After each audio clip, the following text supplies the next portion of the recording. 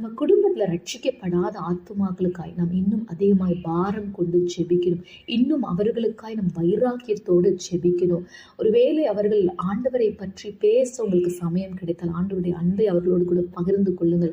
ஒருவேளை முரட்டாட்டம் உள்ள கடுமையான இருதயம் உள்ளவர்களாய் இருப்பார்கள் என்றால் அவர்களுக்காய் ஆண்டவரை நோக்கி ஜெபம் பண்ணுங்கள். ஏன் நமக்கு அந்த ஆத்தும பாரம் வேண்டும் என்று வேதத்தின் மூலம் அறிந்து கொள்ளப் போகிறோம். லூக்கா 16வது அதிகாரம் 26வது வசனம்.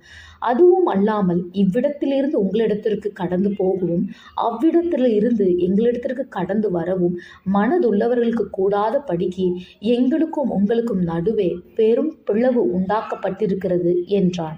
இந்த வேத பகுதியில் சொல்லப்பட்டதை போல பரலோகத்திற்கும் நரகத்திற்கும் இடையில் ஒரு பிளவு இருக்கு. நரகத்தில் இருக்கிற ஒருவர் விருப்பப்பட்டால் பரலோகத்திற்கு போக முடியாது. பரலோகத்திலிருந்து நமக்கு விருப்பப்பட்டவர்கள் நரகத்திலிருந்து இங்கே கூட்டிட்டு வரவும் முடியாது. இடையில் ஒரு பிளவு இருக்கு. நம்மளால அங்க போய் எந்த காரியத்தையும் மாற்ற முடியாது. ஆனால் பூமியில் நம்மளால முடிந்த காரியம் அவர்களுக்கு ஜெபம் பண்ணி ஆண்டவரிடத்தில் மன்றாடும் போது ஆண்டவர் நிச்சயமாக அற்புதத்தை செய்வார். இந்த பூமியில நம்ம கர்த்தருக்காக அவர்களை கொண்டு போகணும். பரலோகத்துக்கு அவர்கள் எல்லாரையும் கூட்டிட்டு போக பிரயாசம் எடுக்கணும். கர்த்தர் நிச்சயமா உங்கள் ஜெபத்தை கேட்பார். ஆமீன்.